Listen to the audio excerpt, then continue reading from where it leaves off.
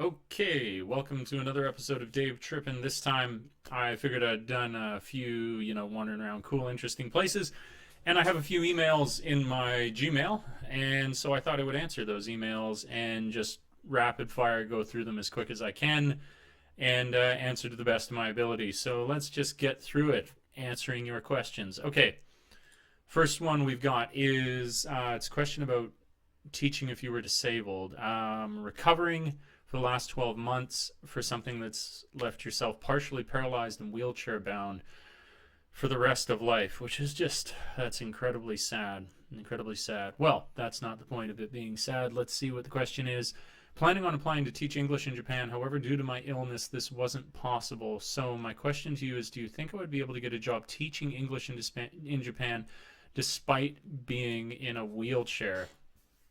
Oh, that is, you know what? Undeniably, you would be discriminated against, and nobody would say that that was the reason. They'd probably talk about some other thing, but the reality would be that when they have so many applicants from overseas, I could see them discriminating against you for that, and it would be very difficult too. You would have to have very likely you would have to have assignment within a city, and that's basically they'd be like tailoring things for around you. So the chances of getting it are much harder. You've got all the degree requirements and everything, but absolutely getting it would be much harder, as is unfortunate, but the reality of it. But I wouldn't discourage you, of course not discourage you from trying it all. Of course, you should apply to the different companies. You can be upfront about it or less upfront about it if you want, and maybe when it comes to that point in the conversation, you can be like, oh yeah, this is my particular situation, because you could still get the job, but of course, going eyes open in that. I guess the clear answer to this question is, would it be much more difficult because of that? And that's the answer you probably already know, which is hell yeah, because you're a challenge for them to find a placement for. And it's not fun to talk about these things. It's not fun to talk about these more difficult realities. I'd love to just say, oh yeah, go for it, and they won't discriminate, and it's very inclusive and blah blah blah. But it's not. It's not the reality of the working world, especially coming overseas to fulfill the position. But I'd be crazy to say to you that there would be no chance of it. And I do believe if you kept at it, that you probably could get the position, but you've got a far greater mountain to climb than the average bear. So sure, do it. I mean, there's no point in giving a percentage or like you got a 50% chance or something like that. That's arbitrary. It's harder, but it can still happen. I don't know, in my experience, people who are disabled, like wheelchair bound, that have done it, but I'm pretty sure there are. I'm pretty sure it exists. It's not like it doesn't exist.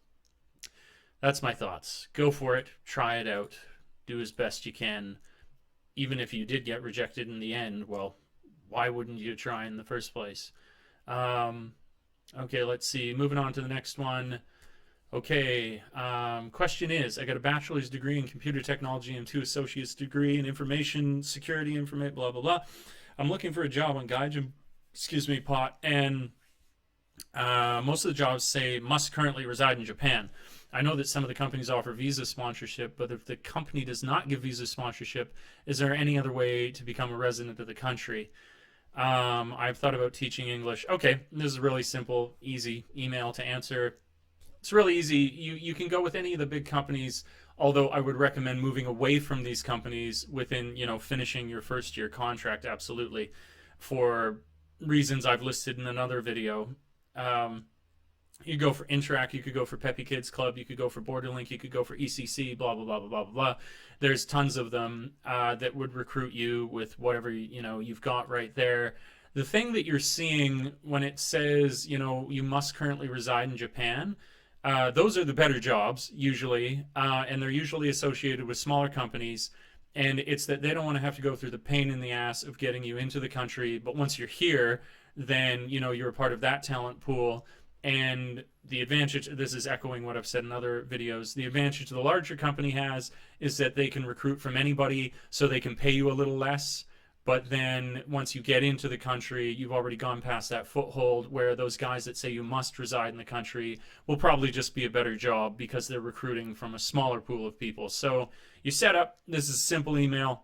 Just get into one of the big companies like I listed at the beginning of the video and move out of them within a year, and you'll have great experience. And then it just depends on what you want to do. Do you want to be like in the Peppy Kids Club and do the kind of like after school teaching, which will be with like a great range of kids and you lead the classes more? Or do you want more of a laid back setting where you would be teaching in the public school system, which is something like Borderlink or Interact or A-Cup, and you're more, backseat role, and it's chiller, you get all the public holidays and stuff like that. But I would say you're coming out with a more intense actual teaching experience to go for one of the ACIWAs, but that's a different question. So visa sponsorship, though, aside from that, I mean, you could marry a national, you could do that, or you could go the route where you just come to Japan with a nice big wad of cash, and then once you're in Japan, then apply for one of these places where you could come over on like a tourist visa, but then once you're here, you could apply to one of these jobs that say you must currently reside here, and they would get you set up with a visa. There you go. So that's that. We're on to the next one. Okay, activities. Okay, 2 videos on lessons plans, but you really didn't talk much about establishing lesson plan activities for grammar, as you can't really do the same thing you would do for a review versus introducing the concept. How do you go about crafting lesson plans for review versus introduction? Okay, as someone who's interested in interviewing to come over and observing from current teachers is paramount, sure, in importance. Establish a great foundation, blah, blah, blah. Why certain approaches work and don't. Dave Teaching Channel. I could do that. Okay, but let's get to your question here at the beginning about crafting lesson plans, review versus something new. If you're working for one of these big companies, if you're in the public school system, these companies will have these resources available for you. That's just how plain and simple it is. If you want the easy go-to answer, they're going to have review lesson plans that you can use. They're going to have the actual introductory methods that you're going to use. And for the most part, being totally honest, if you are in one of these ALT, assistant language teacher positions in the public school system, then you're not going to lead that many classes, and so that's almost a disservice to you if you stay longer here, because you won't become as good of a teacher. But you won't have to be stressed out by so many of these, like, oh, how do I craft the perfect lesson plan? Mostly it's made available for you. But aside from that, just, self-educate. There's so many resources now, whether you could go on YouTube right now and you could look up crafting an ESL lesson plan, and you could find that. You could find that easily. One of my buddies who he's in an unusual situation where he leads most of his classes. The guy just roots around the internet, and there's so many different teachers that have posted what they do, and he'll borrow something from a review lesson and input it into his lesson plan, and cut and copy, craft and paste whatever you need from the resources that are available to you online. The internet is your friend, is the long and short answer to that question when you're dealing with teaching materials. The company has it, and you can find everything you need in terms of inspiration from whether it be on YouTube, other teachers who posted their sources, but it's a lot of self-education, because I would say, for the most part, these big companies, because you have a more relaxed role in the ALT position, they train you a little bit, but you'll realize very quickly when you get into the job, you're like, oh, I have a pretty laid-back position. You're more like a tape recorder. You are truly support, like repeat these words. Go around and check the grammar in the class if they've done some sentences, stuff like that. And so these ideas of crafting the perfect lesson plan matter less. But if you have to, you're going to find them all online, everywhere. Okay, there. That's that done. Let's move along here. Dress code. Okay, we've talked about this before. Dress code when you're teaching over in Japan is basically the relationship that you establish at your school.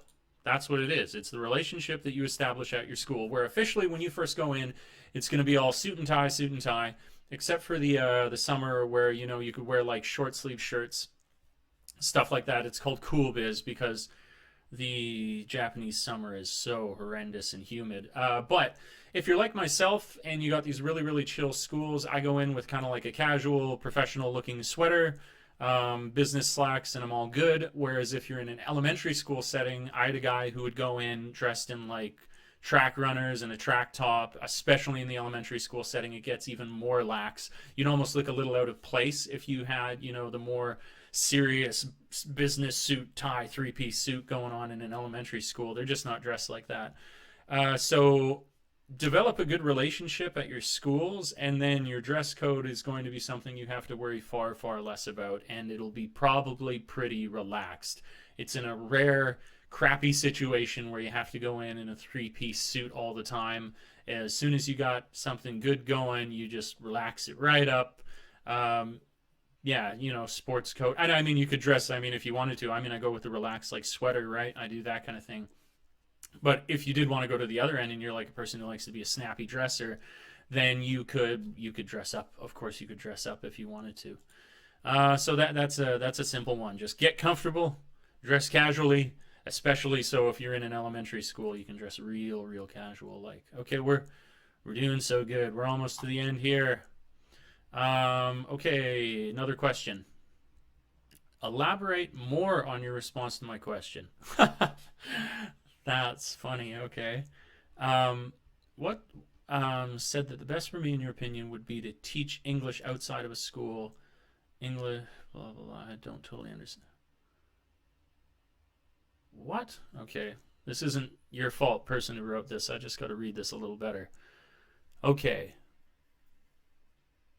You said that the best for me, in your opinion, would be to teach English outside of school and teach English after school like that. You obviously know more about this than me, so I'll trust your judgment. How good are these types of jobs? That's sort of vague. I have to look at the original.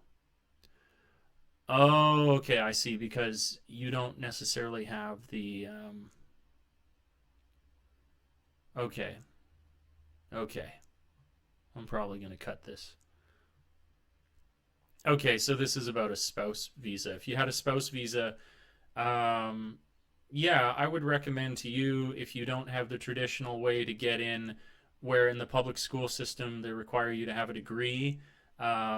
If you got into Japan and you went for one of these eikaiwa after school positions and you were already here and you had the money saved, those can be great jobs. And in fact, a lot of these eikaiwa after school, not officially in the school system jobs, aside from the JET program, these eikaiwa ones that are a little smaller pay a lot better. They're usually better paying jobs than the public school system, unless you are a JET or unless you're working high up in like a university or something like that. So you could make between 260, excuse me, to 300,000 yen per month in one of these eikaiwa jobs, and you could get one of those once you're already in the country, especially if you've got some money saved up that you can apply around at these different places. There's no shortage of it, and if you went looking for communities even on Facebook or something like that, you could probably find them pretty easy. They're good, solid jobs, often better than these jobs that you would get in with in the public school system, and they can get you all the work visas, and you don't always necessarily have to have a degree. If you had like the TEFL thing that you were talking about, they'll go on that. They'll go on you're a native speaker. They'll go on the fact that you're already here in the country, and they'll hire you. So there you go. They're solid jobs. Don't worry about that. Just check Gaijin Pots for all these jobs that say must currently reside in Japan and that are not in the public school system, which so many of them are when you see the hours that they display. So yeah, they're great jobs. They're not piecemeal. They're not, just getting by. They're often better. Okay. There we go. And the last one. This one's funny. Okay. Gaming in Tokyo. Huge gamer. Went to PlayStation Experience in Vegas. Nice. Gaming in Japan. Okay, I asked a couple questions before. I have to buy a PS closer to living. Do you? Okay. Does your PlayStation 4 work in outlets in Japan? You would need an adapter probably if you were coming over from North America. Netflix is now available in Japan if you wanted to use one of those services. everything that you would use, like DVDs, Blu-rays, the PlayStation 4 is not locked, so you can use anything you want there. Do you buy the American version of games? Okay, so what I do, that's a really good question for you gamers coming over here to Japan. What you do if you get a PlayStation 4, not an Xbox, you'll never get that in Japan. Don't do that. You set up an account from your home country, and then what I have done is I've had people in my home country buy those game cards that I pay them like email money transfer, and then I use that to top up my account, and I would buy from the PlayStation 4. I have no physical copies of games in Japan. I have a Canadian account. I have people give me the PIN numbers that I can top up my account virtually, and then buying from the store, I get the games in my own language. So simple, right as rain. I tried to set up multiple cards, but it's something about having a Visa card or PayPal account where you've got a Canadian or American account coming from a Japanese IP address. It doesn't work. I've had so many issues with it. I've tried speaking to customer support. Not saying it's impossible, but you're saving yourself a huge headache if all you do is get those cards. Plain and simple. Add me on Destiny. Add me on the PS4 network. Nicodemus D. That's my name. All right. That's it. I just wanted to hammer through all these emails because they were building up. I'm sorry if they're not like total, I usually dedicate more time to individual questions, but I could always, if somebody has further questions, you can just email me with my contact bound down below, or you can write to me by my email and send me another question. People checking this out, please like, subscribe. I really appreciate that. That's why I do these question and answer videos, is because, I grew my channel initially from these. People seem to really appreciate them. And I appreciate you guys, that you're so amazing that you check out my videos. You don't have to. There's so many other J vloggers. I mean, there's not. There's only me. Only watch my videos. And yet, yeah, you check out my stuff. I really appreciate it. Yeah, and I'll catch you in the next video. Ciao for now. Peace.